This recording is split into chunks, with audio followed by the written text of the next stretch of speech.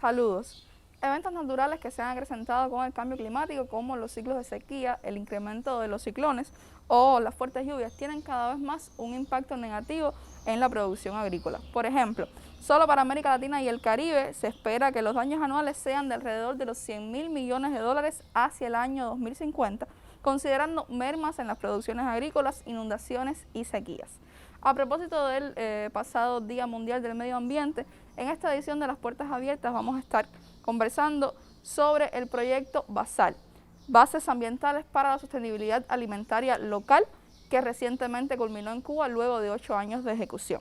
A través de BASAL, varios municipios cubanos fueron beneficiados por la adquisición de equipamiento y a través de herramientas metodológicas que propiciaron la aplicación de buenas prácticas agropecuarias para adaptarse así al cambio climático. Para conversar del tema tenemos como invitado al director del proyecto, doctor Juan Mario Martínez. Bienvenido. Como mencionaba, el proyecto BASAL, Bases Ambientales para la Sostenibilidad Alimentaria Local, estaba encaminado a trabajar, a reducir las vulnerabilidades relacionadas con el cambio climático en el sector agropecuario en Cuba. Quisiera comenzar entonces con cuáles fueron estas vulnerabilidades detectadas en los lugares, en los municipios en los que trabajaron, y que hablara entonces de qué enfoque, cómo se trabajó con respecto a manejar, a reducir estas vulnerabilidades. BASAL fundamentalmente, bueno, su estrategia es la adaptación al cambio climático en la agricultura. Las vulnerabilidades de la agricultura pasan en primer lugar por elementos históricos que tienen que ver con las prácticas humanas, fundamentalmente en la forma en que usamos los recursos naturales, suelos, agua, que evidentemente es uno de los graves problemas que hoy enfrenta la agricultura cubana, lo cual está unido a otros factores que subyacen, como la cantidad de insumos que hay que importar, que evidentemente tienen alto costo, y algunos otros factores que pudiéramos decir de tipo organizacional y estructural. Y sobre esta base, el cambio climático genera nuevas vulnerabilidades. Esas nuevas vulnerabilidades, según los estudios de las comunicaciones de cambios climáticos a los inicios del proyecto, que era la segunda en aquel momento, pero que se ratifican en la tercera comunicación, dice que va a disminuir las precipitaciones en un 10%. O sea, es lo que se está previendo. Que van a haber sequías más intensas, van a ser más frecuentes las sequías intensas. Y evidentemente este es un factor que va a influir sobre los cultivos con sus características. Por otro lado está el aumento de las temperaturas. O sea, se está pronosticando un aumento de temperatura que evidentemente va a provocar determinados estrés en los cultivos. Y un factor que para nosotros y para Cuba es fundamental, que es el ascenso del nivel del mar. Y el ascenso del nivel del mar significa que los acuíferos costeros pueden ser afectados, o sea, van a ser afectados, y evidentemente no solo poblaciones humanas costeras que hoy tienen riesgo van a estar afectadas, sino también los cultivos que están más próximos a la zona de costa. Entonces, en este contexto, cuando BASAL surge, para poder cambiar esos paradigmas o esos patrones que existían en el país alrededor del año 2010, encontramos dos barreras fundamentales. Una barrera tiene que ver en ese momento con la percepción de cambio climático. O sea, había un bajo conocimiento de lo que era el cambio climático en todos los tipos de actores. Y cuando decimos todos los tipos de actores, estamos hablando de los productores, pero estamos hablando de los científicos que trabajaban la agricultura, incluso y por supuesto de los decisores en todos los niveles de dirección. Entonces esa fue una de las barreras que BASAL pretendió romper. Y una segunda barrera es que lógicamente tenemos limitaciones de accesos a recursos de todo tipo. O sea, había un grupo de limitación de acceso a recursos tecnológicos, recursos de información, en sentido general de conocimiento, y esto era otra de las barreras que pretendía el proyecto. Y en base a eso, bueno, es que Basal creó una estrategia que quizás en sus dos puntos principales, la primera pasaba por una estrategia de intervención territorial que previó trabajar en 3 municipios fundamentales con 3 sistemas productivos que eran sistemas productivos que no tenían una influencia en la exportación del país, sino que eran sistemas productivos destinados fundamentalmente al consumo interno. En este caso es el cultivo del arroz, en el municipio de Los Palacios, municipio costero, con todas estas manifestaciones que hablamos, ¿no? Afectaciones de todo este tipo. Es los cultivos varios en el municipio Huira de Melena.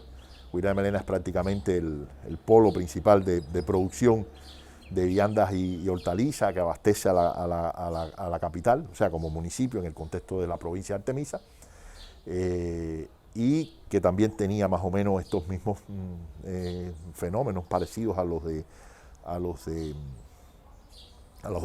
los Palacios, incluyendo una forma muy intensiva del uso de la tierra en este municipio.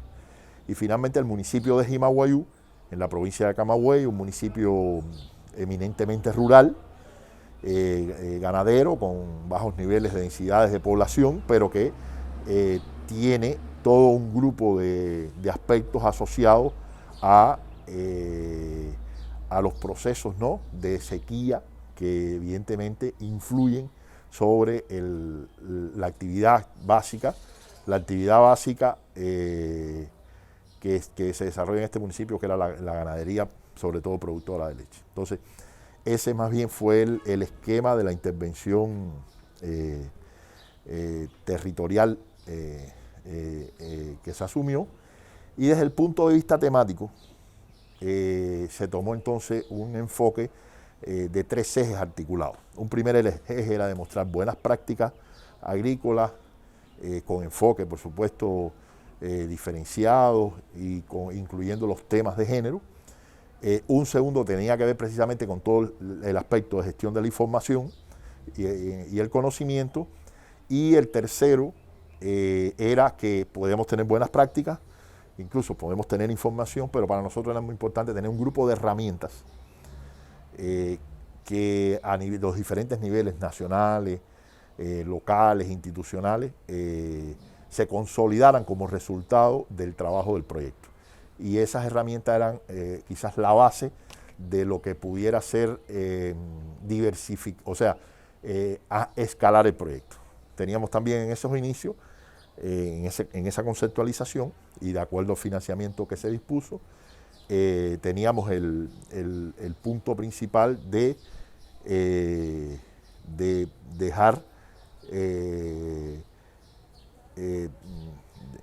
definidos todo un grupo de elementos que favorecieran, ¿no?, estos procesos. Sí, así fue, pudiéramos decir, los elementos de vulnerabilidad y el enfoque o estrategia global del proyecto. ¿Qué impactos y resultados se obtuvieron a grandes rasgos, ¿no?, tanto a escala local como nacional para facilitar la adaptación al cambio climático a través del proyecto Basal? A partir de todo este enfoque, en términos de resultados, Basal finalmente creó un modelo que integró estas prácticas, que fueron 42 prácticas agropecuarias y 17 acciones que para nosotros son acciones que habilitan el entorno del sistema agropecuario para la adaptación. O sea, que son todos los estudios de ordenamiento ambiental que se hicieron de cada uno de los municipios, que hoy se están usando en la práctica de estos territorios y esos elementos. En términos de prácticas agropecuarias, bueno, nosotros trabajamos en 8 ejes. Los resultados globales de Basal, después de aplicar todos estos elementos, estamos hablando de más de 19.000 personas que directamente se beneficiaron del proyecto, y considerando todos los municipios que después se incorporaron, a los cuales extendimos prácticas en 10 de ellos, y extendimos después a otro grupo importante extendimos acciones de difusión. Estamos hablando de más de 1,5 millones de personas que de alguna forma tuvieron irradiación directa e indirecta de basal. Estamos hablando de más de 75.000, casi 80.000 hectáreas que hoy tienen resiliencia climática, o sea, tienen una resiliencia climática por la incorporación de las prácticas. En términos de resultados, bueno, estamos hablando de 85 sitios de intervención donde se manejan los aspectos de género y donde el rol de la mujer fue importante. 222 entidades de todo tipo, desde entidades agrícolas, en su mayoría, pero también entidades científicas locales, entidades de gestión de los municipios, de los gobiernos, del poder, de lo que era el sistema del poder popular, el gobierno actual, y entidades científicas nacionales, ministerios, que fueron fortalecidos también por el proyecto, porque el proyecto, por supuesto, aportó en tecnologías, aportó en conocimientos, aportó en todos esos elementos. Entonces, en términos ya de prácticas específicas, por ejemplo, los 8 ejes de prácticas que fue, desde el punto de vista estratégico, organizamos las medidas de adaptación. Había un eje que es el eje de los suelos. Y en el eje de los suelos teníamos un grupo de acciones específicas, fundamentalmente los temas de aumentar la capacidad de protección de los suelos, o sea, tecnologías que mejoraran la protección de los suelos. Incremento sobre todo, por ejemplo, del uso de abonos verdes y demás para mejorar los suelos e incorporar los principios de la agricultura de conservación. Entonces, hoy en día tenemos áreas en el proyecto con todos estos elementos y en la práctica esto ha significado que el proyecto capacitó a muchos productores. Los técnicos también se capacitaron, no solo en Cuba, sino también internacionalmente, los técnicos, los productores, y eso ha posibilitado ir cambiando, ¿no? Paradigma de muchas áreas. Nosotros incorporamos tecnologías como subsoladores, todas las tecnologías de agricultura de conservación, como eran las máquinas de siembra de granos, de siembra fija, ¿no? De siembra directa de grano, los rolocuchillos, que son unos implementos que ayudan en la agricultura de incorporación porque incorporan la materia, o sea, el material vegetal al suelo, lo trituran y lo llevan al suelo. Y así, bueno, otro grupo de tecnologías que tienen que ver sobre todo con el manejo del suelo. El otro es importante desde el punto de vista de los recursos naturales, el agua. O sea, el agua en Cuba, la mayoría de los sistemas de riego son riegos por aniego.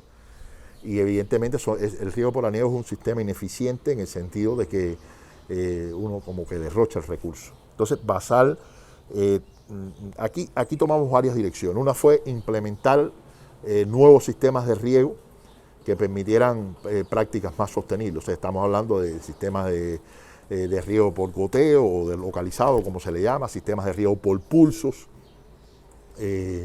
sistemas de riego por aspersión, de baja intensidad, y el proyecto, bueno, adquirió varios de estos sistemas de riego, pero también compramos tecnologías o adquirimos tecnologías que facilitaran que incluso el riego por aniego, al que el país no puede renunciar porque comprar los sistemas de riego lleva recursos grandes, fuera más favorable. Y en este sentido está todo lo adquirido en términos de alisadores, en términos de equipo de nivelación láser de suelo, porque al nivelar los suelos, por ejemplo, en el cultivo del arroz, pero también en los cultivos, por ejemplo, en Guira de Melena, evidentemente las pérdidas de agua son menores y el agua se distribuye más uniformemente, logrando un manejo del cultivo más parejo y, lógicamente, mayores rendimientos de los cultivos.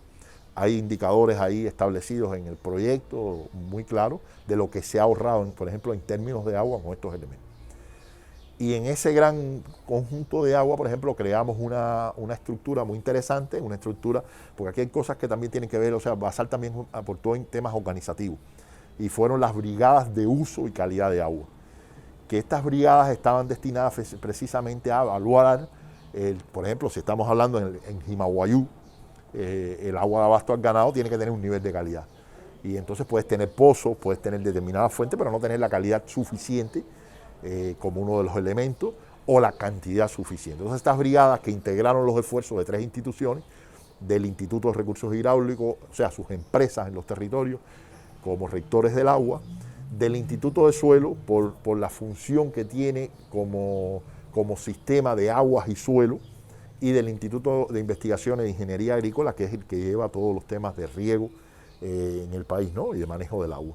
Y estas brigadas de uso y calidad de agua no solo fue conformar las brigadas, sino fue fortalecerlas con equipos de trabajo en campo para que pudieran cumplir sus labores. Entonces, ahí hay resultados muy concretos, hay incluso un proceso de sistematización de las brigadas de uso y calidad de agua para poder multiplicarlos en el futuro si se decide y es factible en muchos otros territorios del país. Después hubo otro grupo importante de prácticas, o sea, estamos hablando de prácticas por ejemplo, en la semilla. Una de las grandes tareas de Basal fue fortalecer los centros científicos en sentido general. Basal trabajaron una buena cantidad de centros científicos de ciencias agrícolas y de ciencias naturales. Y teníamos que lograr que los centros científicos locales tuvieran capacidad de generar semillas más resistentes a estos déficits hídricos, a las condiciones cambiantes del clima. Entonces, la estación del Instituto Nacional de Ciencias Agrícolas de Los Palacios, una estación de grano, fundamentalmente arroz. En una etapa la estación Babilo, que pertenecía al INIFAT, que hoy está adscrita a la empresa agropecuaria de Huira, y la estación experimental de pastos y forrajes del municipio de Jimaguayú, del Instituto Nacional de Investigación de Pastos y Forrajes, fueron fortalecidas con equipamientos de laboratorios, maquinarias y demás, que evidentemente pudieron obtenerse, desarrollarse, multiplicarse e incrementar la producción local de semillas de diferentes tipos de pastos, semillas de arroz variedades como el Inca LP5 y el Inca LP7, que son variedades de este tipo, y en el caso de Huira determinadas variedades vegetales también con estas características, ¿no? Según los elementos. El otro eje fue el manejo de plagas. Y en el manejo de plagas, bueno, se trabajó en general en el proyecto. Quizás algunos de los elementos interesantes que nosotros fortalecimos, el centro de reproducción de entomófagos y entomopatógenos de la empresa agropecuaria de Huira, que es uno de los logros principales, yo creo, ¿no? En términos pudiéramos decir, de manejo de plagas. En el caso del eje de energía, fueron pudiéramos decir, siete actividades de intervención con diferentes tipos de energía, o sea, trabajamos con el tema de biodigestores, calentadores, secadores solares de vegetales, bombeo fotovoltaico, o sea, para mejorar que el riego, en vez de hacerse con tecnologías eléctricas directas de eso, tenían equipos de paneles fotovoltaicos, módulos fotovoltaicos para zonas aisladas, o sea, campesinos que fueron beneficiados, que no tenían energía y que evidentemente se transformó el paradigma con todo lo asociado esos campesinos, con todo el equipamiento asociado, refrigerador, mini refrigerador y demás, que le permitieran mejorar las condiciones. Y quizás la inversión más grande del proyecto, que fue la planta de gasificación de cáscara de arroz que instalamos en Pinar del Río, en la empresa de grano de Los Palacios. Fue una inversión de casi $600,000 y una buena cantidad de moneda nacional, y evidentemente que su objetivo fundamental fue disminuir las altas cantidades de petróleo que se gastaban en el secado del arroz, pero sobre todo el arroz produce la cascarilla es un residual ambiental bastante agresivo, no tiene esos grandes valores nutricionales que podamos decir se puede usar, pero no es de los que tiene mayores, y lo que ha sucedido es que normalmente se acumula y crea. Por ejemplo, el municipio de Los Palacios estaba conceptuado como uno de sus principales problemas ambientales. Y esto es uno de los temas que sucedió, porque la cascarilla fue la base de esta planta de gasificación. En el tema de género, bueno, después lo vamos a tocar con calma, porque sé que quizás estaremos hablando de esto. En el tema mini industria, el tema mini industria fue una cosa interesante porque cuando se concibió el proyecto, fue un tema discutido porque decían, bueno, ¿y cómo una mini-industria una medida de adaptación al cambio climático? Y la realidad es que en Huila de Melena, que fue donde se instaló la mini-industria, el sur de Huila de Melena, por los efectos de variabilidad y cambio climático, muchas veces ocurre una maduración de cosechas, pudiéramos decir tomate, fruta bomba, mango, en grandes cantidades. Al ser la parte sur del municipio, evidentemente aquí entra un poco, ¿no?, el fatalismo geográfico, aunque no defiendo el fatalismo geográfico, por supuesto, pero entra el fatalismo geográfico, era donde más cosechas se perdían.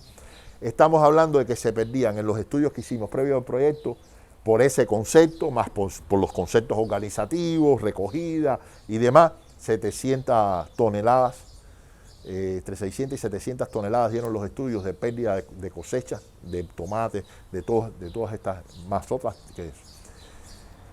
Y basado en eso, fortalecimos una mini industria con el concepto que manejó el proyecto. O sea, nosotros pusimos el equipamiento, la cooperativa esa, que es la cooperativa Franpaís, construyó los locales y creó todas las condiciones. Esa es una de las mini industrias, yo pienso, más productivas del país. Increíble, a veces aquí en Cuba se han traído equipamientos para mini industria, han estado años en que se pongan a andar.